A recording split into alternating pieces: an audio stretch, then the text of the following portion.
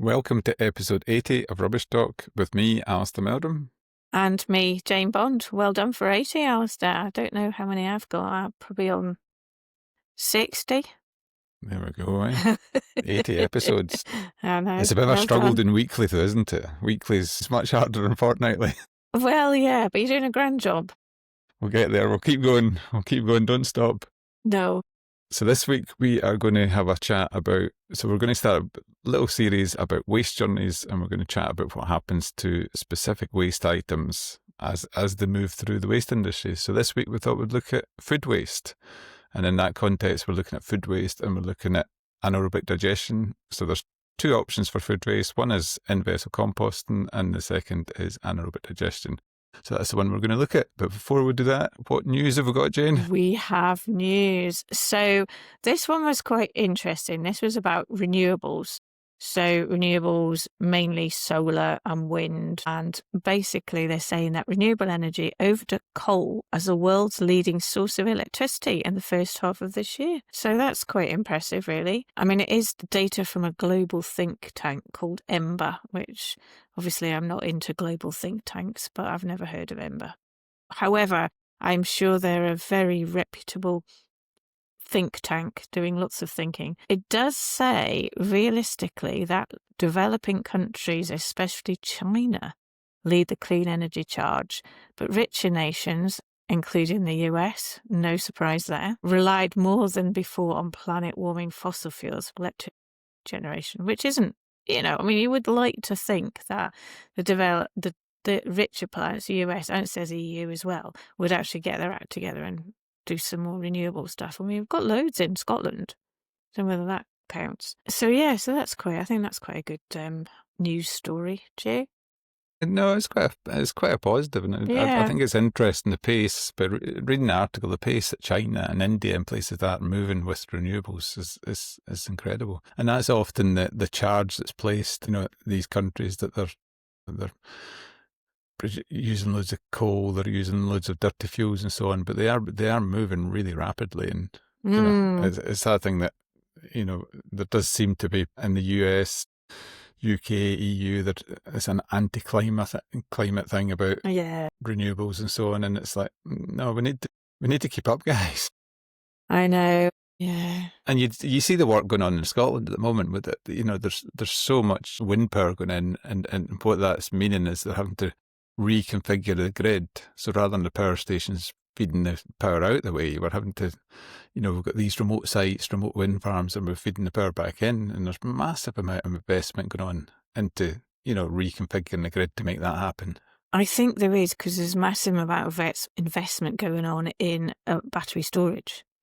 I mean, exactly. You see the size of some of these battery storage units. I mean, you head down the M74 on the right-hand side, you see massive storage units. But I'm just going to say, not that I've just come back off on my holiday to Crete. Nice, sunny. Yeah, anyway, solar power everywhere, which you would kind of expect because, obviously it's pretty sunny over there. But, the hotel we were at must have had about 25 more than that solar power bits on top of all the rooms and whatever. So yeah, it's pretty impressive.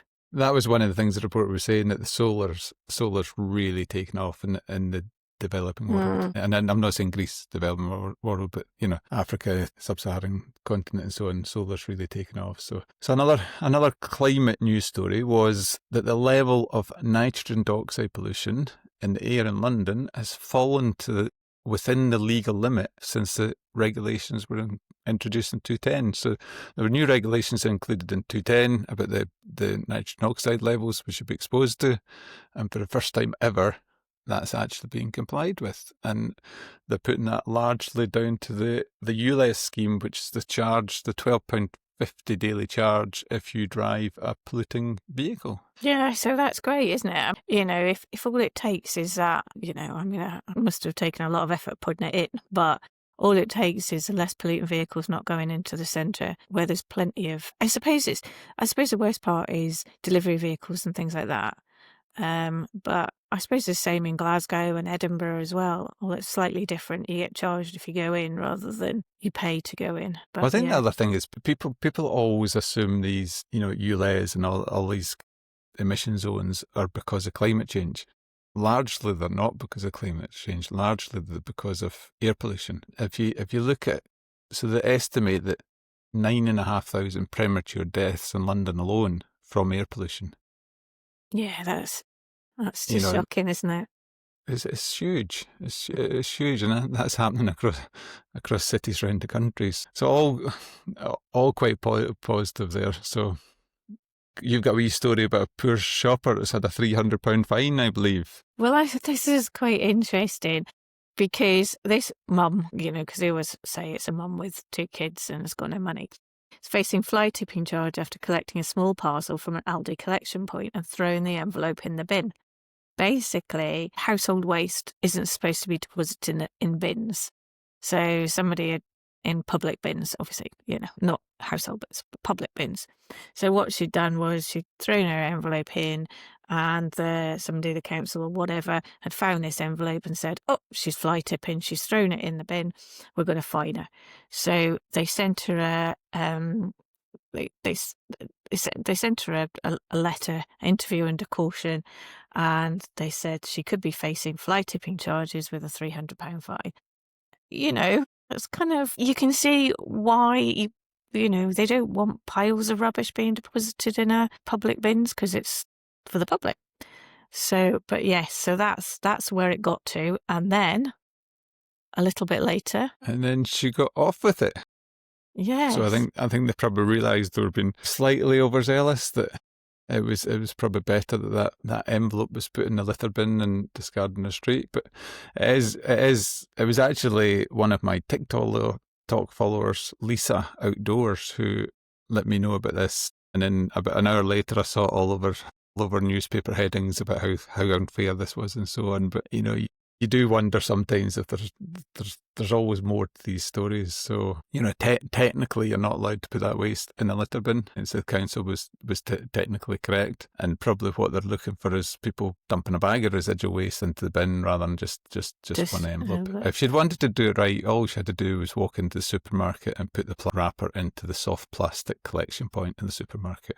Absolutely. So there you go. That's how you do it properly without getting a fine. Yeah, and we're back to, there's other one as well, talking about fly tipping. We've got another one here about a farmer has said somebody's fly tipped, it says in Essex, somebody's fly tipped some material on the side of his farm on one of his fields, and it looks like, well, it says here it's 40 tonnes of hazardous waste, but we don't know it's hazardous waste without actually having to take a sample first. But he says that criminals keep breaking into his farms and just dumping waste in the corner, and he's saying that it could cost him £26,000 to clear 40 tonnes of hazardous waste dumped on one of his fields, which is just it's not really that fair in the landowner, is it? No, absolutely not. Just because there's a lump of land there doesn't mean to say you can put your rubbish on it. So what they said is there's potential that I think she said it was trommel fines from what was left behind after other materials had been removed, separation removed. So they reckon it's come from a waste facility by their reading between the lines. And reckon it's got glass and heavy metals and all this sort of stuff. So they don't know how they can get rid of it. But, we could help there, couldn't we, Alistair? We could go and sample. I was just doing a few sums there. If he's paying £26,000 to get 40 tonnes removed, he probably needs to get another waste contractor, because if it's trommel fines, it's probably not, probably unlikely it's hazardous. And saying that, as you said, Jane, you would probably need to get it tested to see if it was. If it is hazardous, then £26,000 is probably cheap. Yeah. So no, it's not good. But I noticed that the Country Land and Business Association, they're having a bit push about this, because I think it's quite a widespread problem particularly down south. So not good for the sector, really, is it? No, it's not. I mean, why do people think it's right, to go and break into somebody's field and dump a load of waste? It's like somebody going in and dumping it in their back garden. Yeah, but if it's saving them £6,000 in disposal costs, they're going to Well, do it now. yeah, I guess there's this waste crime. That's We're not always as honest as us, are we, Alasdair? We don't always do the right thing. the problem. Okay, waste journeys. Waste journeys about food waste. So Yes. put a bit of context into this. If you're a regular listener of the podcast, you'll probably know this because we've talked about food waste quite a lot. But Scotland has had separate food waste collections for many years, apart from some small areas of Scotland where initially when this came in, they thought logistically it'd be difficult to reach all the households or whether they had the treatment facilities, but that's currently under review. England is going to have mandatory food waste collections from all households from the 31st of March 2026. So local authorities in England are gearing up. Wales has this in place from 1st of April 2024. And because I never included Northern Ireland last time we did something, I thought I'd better have a wee look at what Northern Ireland was doing. So they've not got consistent food waste collections, but it is actually a requirement with the UK government to have it in place by the 31st of March 2026. So by next year, literally every household in the UK will have a segregated food waste collection. So yeah, well, I'm looking forward to that. I'm going to be checking my mum's food waste collections and stuff. So why is this important? I mean, we have ranted on about food waste for probably 80 episodes, to be fair, or 79, and this is 80. So why is it important? Because it just produces so much methane and stuff like that. It's about 30% of residual waste is food waste. So 30% of your bins is food. And probably at least half of that could be avoidable in the first place. And instead of chucking it in the bin, which then may go to landfill, may go and get burnt, we could actually use it. We could create energy, we could create fertilizers, all sorts of stuff, which we're going to talk about. And, we can actually create revenue from it. So, the waste gets brought in, turn it into fertilizers or energy and actually get money for it. So, it's quite I think it's a trick. We're missing a trick, basically. Do you not think? I noticed there, Jane, when I went to look at the pricing, I used to always think that the cost of disposal of food waste was probably around £20 a tonne. When I went and looked at it today, what they're saying is the cost can be anything between £16 per tonne or actually a £2 revenue.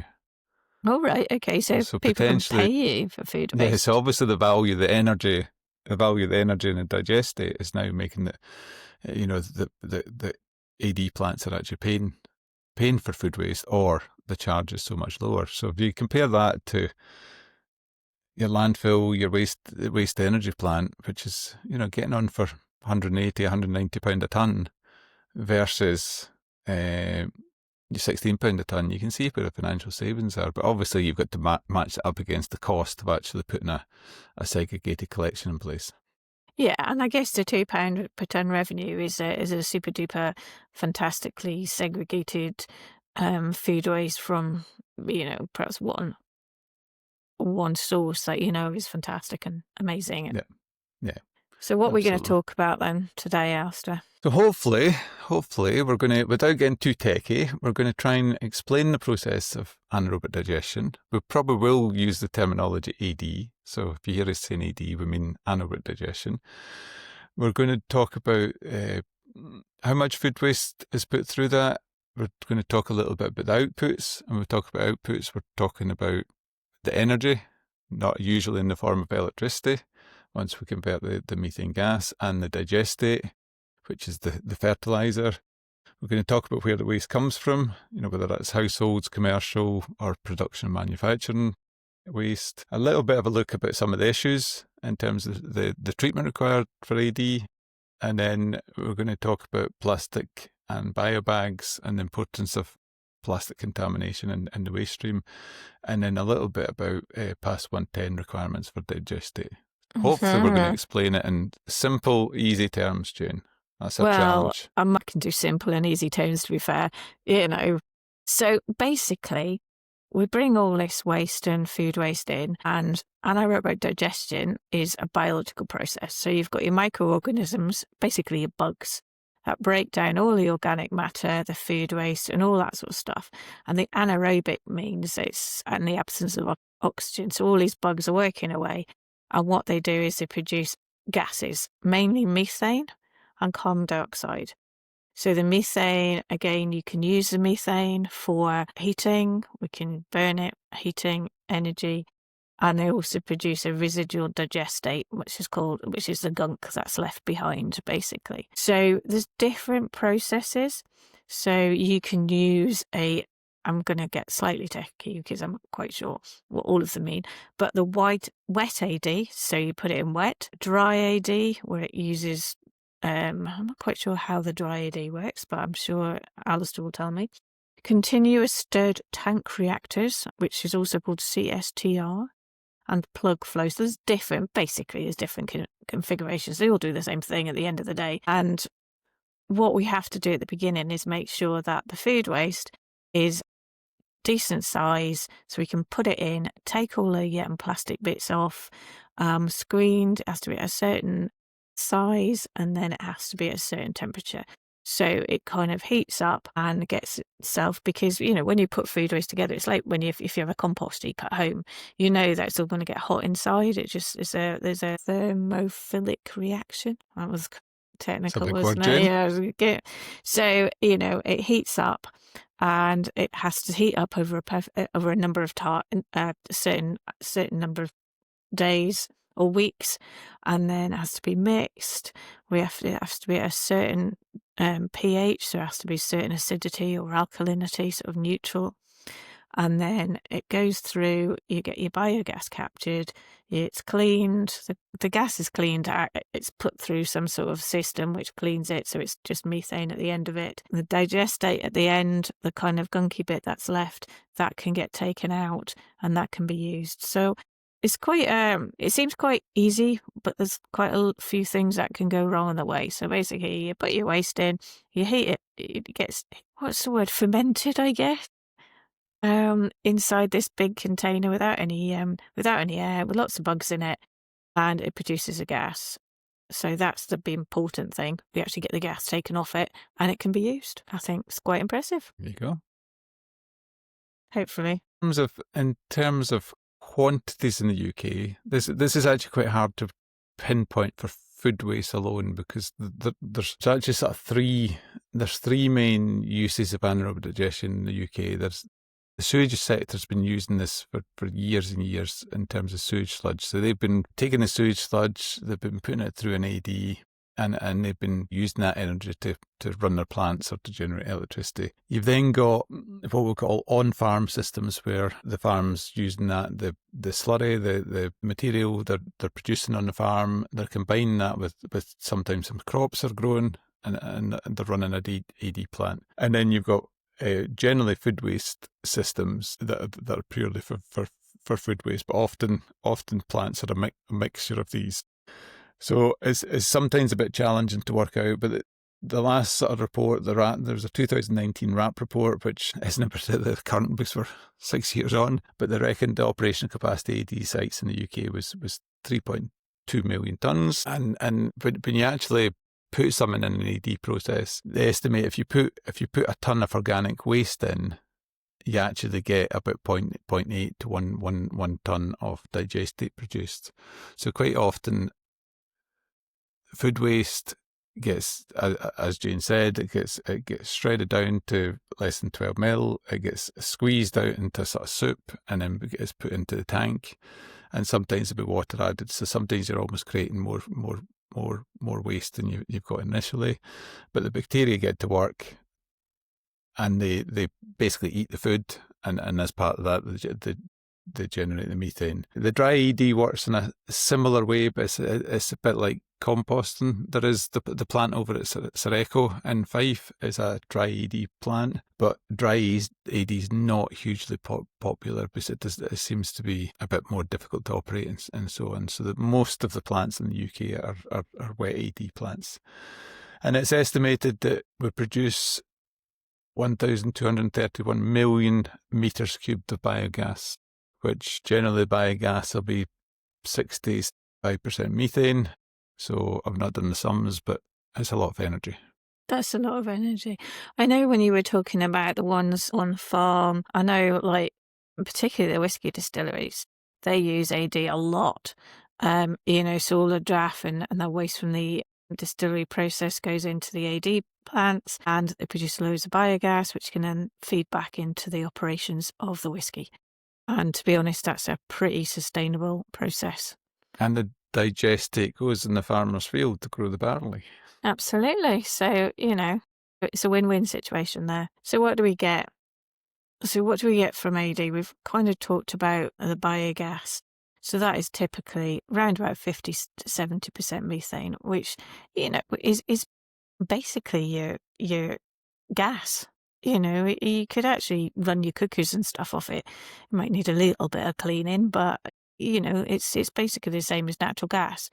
It can be used on site or actually put into the grid, because you can actually generate that and then generate it into electricity and then put it into the grid. So when we were talking earlier about renewable power, this is renewable power. It's renewable power generation, because we can put that back into the grid. We've not dug up any coal or whatever. We've just used the food waste that you've produced and thrown away. So yeah, you could also use it for vehicle fuel as well, which I think is quite impressive. So I think you can compress it down, can't you? Pressurize it so it's liquid, and then you can use it in vehicles. So yeah, there's all sorts of opportunities. So instead of chucking out that apple core into the bin, if you put it into your food waste. I think most of the sites, the easiest way to get the power is a combined heat and power and generate electricity, as long as you get connection to the grid. I know there's some sites have got direct injection of the gas to the grid, and again that works quite well. But you've got to clean up the gas, and then you do get some councils, as you said, Jane, about compressing the gas and using it to power their fleet and so on, which is really neat use if you can run your bin lorries on the gas that's produced at the site in the first place. For sure. So the other thing that's produced is what we call a digestate, and it's generally a really black liquid. By the time it comes out, it's a really black liquid. This is the gunk. It's the gunk. So it's just gungy stuff, and you get two bits to it. You get a solid bit and you get a liquid bit to it. Really good quality in terms of fertiliser value. So if you compare it if you look at the nitrogen, the phosphate, the potassium levels, amount of organic material in that, it's a really, really good source of fertiliser for farmers, and it can directly replace artificial fertiliser. The challenge for the sector is that you can't spread digestate onto fields, 24/7, 365 days a year. You can only apply it when the weather conditions are right and so on. So there's often a storage requirement to store the digestate until we can apply it. And also around that AD plant, you need sufficient, land mass to be able to spread the digestate. Otherwise, you basically over apply, and you're not allowed to apply fertiliser. So there is a bit of a restriction there, and that's one of the, potentially there's still lots of food waste out there. Potentially the AD sector could grow in the UK, but one of the possible restrictions is going to be the land mass and the use of that digestate in the UK, because it is liquid. It won't travel that far before the cost becomes prohibitive. So there are possibly some areas that produce a lot of food waste, could in theory have lots of digestate plants, AD plants, but the reality is there's not big enough land mass to deal with the digestate. And if you can't deal with the digestate as a fertiliser, then it becomes a big disposal cost. Yeah, so for instance, obviously London's got lots of food waste, you would think, but, chucking that digestate in the parks in London is probably not appropriate. So, we need to move out to the more fancy areas. So where does the waste come from? Okay, so we've kind of talked about households.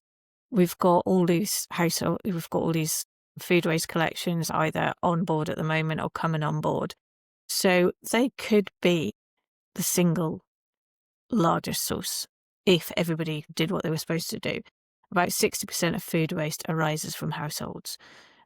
So this is where this is really important, and it's also important to make sure A, you use your food waste bin, and B, you put the right things in the food waste bin as well. The other ones are, so we've got household waste, obviously. Then we've got the commercial retail food services, so restaurants, cafes, so McDonald's, KFC, Weatherspoons, all your local cafe around the corner.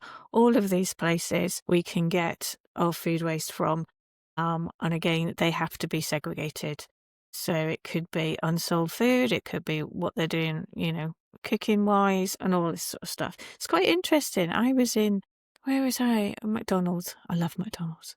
Not too often, but a McSpicy chicken burger. So it was in McSpicy chicken burger, and it was in Wales.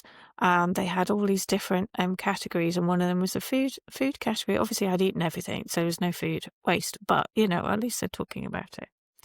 So then we can actually collect all that food waste from all the cafes and stuff like that. Do you know? Actually, do you know this is probably a bit of could do with the rant.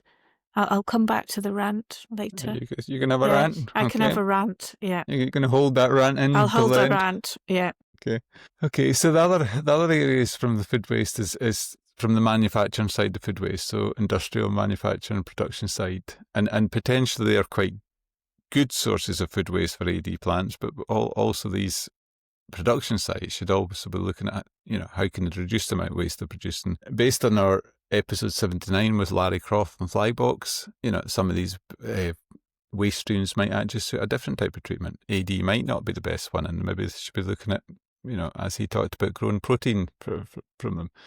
So in terms of, I suppose, in summary, in terms of contamination level, probably from the manufacturing side is probably quite clean. It's probably largely food waste. Public, potentially, we've got issues with contamination, and certainly the commercial and the retail side, there's very definite. And I know you see some sites and they're putting plastic cups and all sorts of stuff into the food waste collection system. So there is an issue potentially with contamination. We'll come on to that towards the end. It was when you were talking about Larry and his flies, and what he said was, maggots take quite a while to grow, or quite a while to develop. So in your food waste, a lot of concerns and a lot of whinges I get is, there's always maggots in there. Well, if you listen to Larry, you'll find out there shouldn't be maggots. Because it takes ages. Yeah. One of the things that always fascinates me when I go to AD plants is a huge part of their operation is what they call depackaging. And it's because what they'll get is, at Christmas time, or after Christmas, Marks and Spencer's or Asda, whatever manufacturers will have produced, breakfast packs, Christmas breakfast packs or something. And then after Christmas, they can't sell them, even discounted, they can't sell them.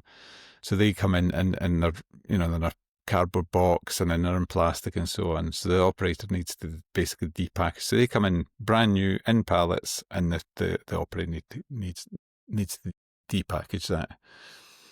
And that's a skill in itself as well. Yeah. So the issues, quite a number of, it's a great idea, but again, it's a process. So it's not, you can't chuck everything in and, churn it away and it comes out right at the other end. So it's got to have the right inputs. So it's got to have pre-treatment and particle size. So it's got to be the right particle size. It's got to be reasonably small. I think it does actually say 12 millimeters. So we need to make sure that it's a certain size, retention temperature. So it needs to be a certain temperature, and then it's got to stay in that system over quite a few days. I don't know, was it 15 to 30 days, making sure that everything's been broken down, because these bugs, they're not going to just do it in an hour.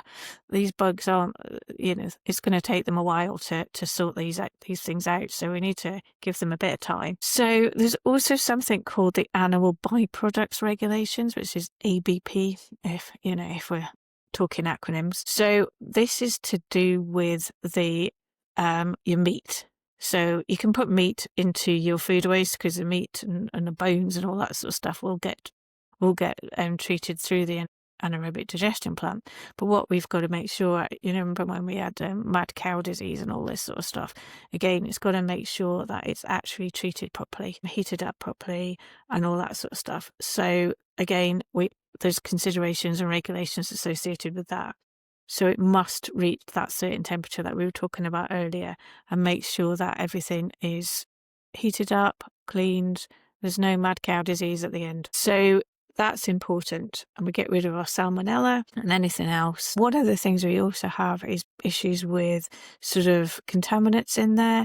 So anything heavy metals or detergents or salts or whatever. Bugs don't like these sort of things. So, what you're doing is you're putting in stuff that the bugs like to eat. So, if you'd put in there loads of salt, you wouldn't be that impressed about eating that either. Antibiotics, so again, you don't want to be putting in your tablets and God knows what else. So it needs to be just food. They talk about Christmas, Jane, that the plants overwhelmed. The plants struggle after Christmas because we end up throwing out a much richer form of food waste from the Christmas dinner and so on, and the plants all go ill because the plants are living things and they don't like a big change in. Yeah, that's a good point. And their food. Big change in diet. Yep. Yeah. Just like us.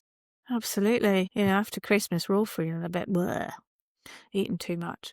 So I guess, again, that kind of comes into those operational challenges, doesn't it? Because, it's a living thing, like as I said, it's all bugs. So, that it's not easy for them to change to different food types. So it needs to be relatively consistent food types and not too much nitrogen or overloading or whatever. And we've got to make sure that the gas coming out is nice and, we can clean it easily because it's got hydrogen sulfide in it, potentially hydrogen sulfide, that smelly gas, and actually be able to clean that gas as well. There's other acid crushes. Again, just depends. Again, depends on what type of food you're putting in. So if you're putting in stuff that's too acidic, again, the poor little bugs aren't that keen on it. And we want to keep them alive. So that's important. Economics and scale. So there is a high upfront cost because, again, you've got to build this thing to start off with. And again, you've got gate fees for coming in. And like we said before, it could be £16. It could be, you could be paying for this material if it's good food waste to get to actually create your methane and your digestate. So yeah, it's quite it's not a case of bring it in, shove it in, and out you get. There's quite a lot of process involved in it. And a lot of the complication, Jane, here has been caused by what we know as mad cow disease. But I'm conscious that some younger listeners might not know what mad cow disease is because it goes back probably, I can't remember how many years, 20 or 30 years. So this is where this probably, if you're eating your breakfast or lunch, maybe don't just press pause at the moment, but what we used to do was we used to take the bits of a carcass that we couldn't eat, we would grind it down into a meat and bone meal, and then that would actually be put back into the food chain for the cattle. And what that caused was an illness caused. Basically what happened was they were eating their own spinal cords, and that caused what was called mad cow disease, where the cows what was it called? What's the proper name for it? That is a proper name. But that actually then transferred into humans, and there's lots of people, that died from the disease, basically. So a lot of what we've got, what we call the animal byproduct regulations and the restrictions we need to operate under are to do with making sure that if food waste does get applied to land and it does get eaten by livestock, then that can't cause a risk to human health. So things like shredding the waste down to less than 12 mil once you've made your digestate, making sure it's pasteurised for 70 degrees for 60 minutes, and so on. So there are lots of restrictions in there for how we can actually use this digestate. Okay, I've looked Have it you up. found Krakoff something? No, it's bovine spongiform encephalopathy, BSE. There we go. Fatal neurological disease in cattle, which can be transferred to humans as well. So we really don't want mad cow disease. And it's also called Creutzfeldt-Jakob disease. That's the one I was thinking of. That's what I was thinking of. Yeah. There we go. There's your education for the day. So yeah. second last thing we're going to talk about was plastic and biobags and so on. So one of the big challenges for the AD sector is how do they reduce that amount of contamination getting into the AD plant. So lots of waste comes to them as you see it in the supermarket shelves. So they've got so lots of them have lots of equipment, lots of technology to what they call depackaging it. And quite often what that involves is squeezing the food waste out and effectively creating a bit of a soup, and hopefully you're capturing all the plastic. But couple of things I'm really conscious of when I'm using my food waste collection container is sticky labels on fruit and vegetables. So your sticky label on your orange or your banana, take it off. Shouldn't be going in your food waste. Another one we've talked about before is quite a lot of tea bags are actually plastic. So you've got to check your tea bag whether they're actually biodegradable or not. But one of the interesting things is most people will use a compostable bag for the food waste collection.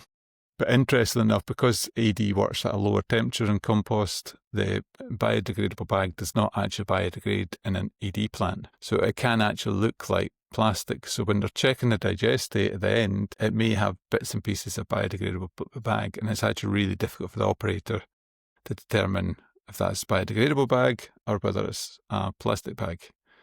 And that so there are restrictions on how much plastic can be in the digestate at the end of the process, but it's a weight restriction. And as you know, like one of these film thin plastic bags is only about 8 grams. So 8 grams in a cubic metre, you can have lots of plastic in there for not very much waste. So there is a real challenge. The other challenge with the compostable bags is quite often the depackaging equipment works by sort of shearing the plastic, so it stretches it and the food waste falls out. But these biodegradable bags that just really stretch, and they can stretch for miles, and then they never break, if you like. So that there are some real issues in the sector in terms of plastic contamination and so on. But the thing, as a householder, the best thing you can do is make sure there's little plastic. It should only be food waste in there. There shouldn't be anything else in there. Yeah, I think most people will use those bio bags, won't they, to put all their waste in, because it separates it, and and it's, I suppose, the example you could give. Do you know what you shouldn't have in your black bin is bin juice? And bin juice is kind of that juicy stuff that's at the bottom of the bins when you pick it up and it stinks, and you travel it through the house and it all kind of makes a mess. That should not be the case, because all that bin juice should actually be in your food waste bin. Your food bin does occasionally have bin juice in it. Yeah, but that's fine, because that's where the bin juice is supposed to be. It's fine as long as you carry the whole caddy out to the other bin and then lift the bag out. If you lift the bag out and drag it through your house, it's not quite so fine. No, it's not so good. Yes. And I did check my tea bags again. Yorkshire tea, plant-based. No plastic. So, not that I'm doing I'm proposing that everybody use Yorkshire tea bags, but I just put it out there. So we talked about PAS 110, or Alison mentioned it. So what on earth does that mean? It's a public, PAS means a publicly available specification, and it's a quality protocol. It's a specification that says, this is, if you treat your waste to this standard and use this specification, use this temperature, use this heat, put it in for this amount of time and test it, and there's a certain amount of testing that needs to be done, your material that waste can be, or your digestate at the end can be put onto the fields. So it's not just a case of bring it in, chuck it in, gunk at the end on the fields. It's got to meet a certain specification. It's like with anything, when you buy in stuff for roads and everything, that needs to have a certain specification. So it needs to meet. It's no longer a waste engine. Well, no, it's no longer a waste. It's not a waste anymore. We have an end of waste, which is a fertiliser, I guess. So because it has to meet that criteria and that specification. And, it looks at pathogen limits. So there's no pathogens, Salmonella, E. coli, the biological activity is low. So everything's been treated.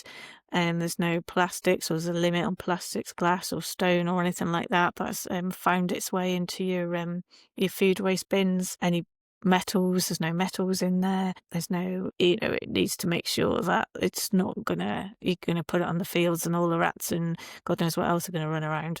So, it's got to be at a certain standard so that doesn't happen as well. So there is all these things to take into consideration, and that's why what you get out of the end is a suitable product to put on the fields, and it can be sold or given away. At the end of the day, if what happens is something goes wrong in the system and that doesn't meet that specification, then it can't be put on the fields. So I think, it's quite important because there's lots of, they do take samples, and there's systems in place and all of this sort of stuff. So there's procedures, processes, systems, specifications, all these important things to make sure that what we get at the end is a quality controlled and quality assured product. Sounds good, Jane. So Absolutely. effectively, an ED plant is generating money from accepting the food waste in the first place. They're generating money from producing the energy, the electricity from that food waste, and they're probably making a little bit of money from the fertiliser produced. So sounds like a good business model to me. Have we got any money to start one up, Alasdair? I think it's a few million to build the thing in the first place. Well, I think from that simple description, it seems really simple, but we have talked about some of the challenges. You've got lots of challenges with the depackaging and the plastic waste and how you do that safely. You do, when you run these plants, you have issues with odour and smell because you're bringing in lots of food waste. And then, as we chatted about, the anaerobic digestion plant itself is a living thing. It's a big, biological soup, if you like. Lots of bugs there that you can, it has got to be closely monitored. You've got to keep an eye on it, and you can kill it. You can effectively kill it, which causes a huge disposal problem. And then we've chatted about the issue of the land bank you need for applying that digestate and how you can use that digestate locally. One of the emerging problems, I think, is probably going to be microplastics in digestate, particularly bad from the sewage sludges, but I think the food waste and commercial waste is also going to be an issue. And if anybody's interested in this, we did an episode 20, that was a long time ago, with a young lady called Erin Brown, and she was a bioresources consultant and microplastics researcher. She'd done her PhD, I think it was, on microplastics. Fascinating, absolutely fascinating. And if you're interested, and I think she actually did, I'm sure I saw something recently actually, we might dig it out for the show notes. She did a report recently about microplastics. There you go. That's our deep dive into AD, Jane. Absolutely. We managed it, I think. We did, yeah. Do you know what? If I got anything wrong, just, if I made it too simple, just let me know. Quite technical, but I was trying to make it simple. So where are we? Have we got a rant? I have a rant. I've remembered my rant. What was your rant then, Jane? And it's related to food waste. My rant is buffets in hotels, right? You should only be allowed to go up the second time if you've eaten everything off your plate. That should be the rule. Well, this is the thing, right? So, obviously, on holiday last week, nice, gorgeous, sunny, blah, blah, blah. And the hotel, we had half board. So, breakfast was a buffet and tea was a buffet. So, you went in there and the amount of people who got masses of stuff on their plates and then they didn't eat it all. I'm a pig, I'll eat anything. Towards the end, there's all this food left still. And, I didn't actually ask what they did with it. But I think a lot of food waste gets created from buffets. Because, people want stuff there, but they don't necessarily want to eat it all. They just want it there. So that's my rant. That's a good rant. Yeah, I think people should only eat what they need. I think was not. I'm not sure because I've not stayed at Premier Inn recently, but Premier Inn looked at that and they moved for your ordering your breakfast. So your cooked breakfast and so on. They moved from a buffet style to actually asking you what you wanted and served you up. Yeah, I think the logic behind that was you would ask for what you could eat rather than you would actually go and take more than you can eat. Yeah, absolutely. So no, that's my rant. I don't normally have rants, but that was my rant. I totally agree. I very rarely go to all-inclusive places for all the food, and every time I go there, I think I just Yeah. I just shudder about the food waste. I know. I didn't actually go into where the food waste went. I thought that's a bit of a step too far, even for me. You should have gone and asked. Well, I did find out about, because I did notice there was one big green box when we walked through Agnes Nicholas we were staying at. I'm looking at it thinking, there's loads of people queued up with little bags. I'm thinking, that's a deposit return scheme there. So no, I did pick that out, and I was asking the guy behind the bar what happened to his plastic, and he said it was primarily just for glass bottles at this stage. So whether it's right or not, I don't know, but I did notice it. Okay, that's us. Episode 80 on food waste and anaerobic digestion. Next week we have, not sure what we've got next week. We'll need to book a week to make it up, Jane. I thought you said we were on paper and cardboard. Or we might be on... It could be. If anybody's got any good suggestions, we like suggestions. If anybody's desperate to know more about particular waste types, we will try our best. But if nobody comes up with anything, we'll make something up. Might be paper and cardboard, it might be something else. Might be plastics. Absolutely. Okay. Yeah. Thank you very much. Thank you. Bye. Thanks for tuning in. We hope you enjoyed this episode. See you again next Thursday at 4 p.m. Don't forget to follow, share with friends, and send us your feedback at hello@rubbishtalk.co.uk.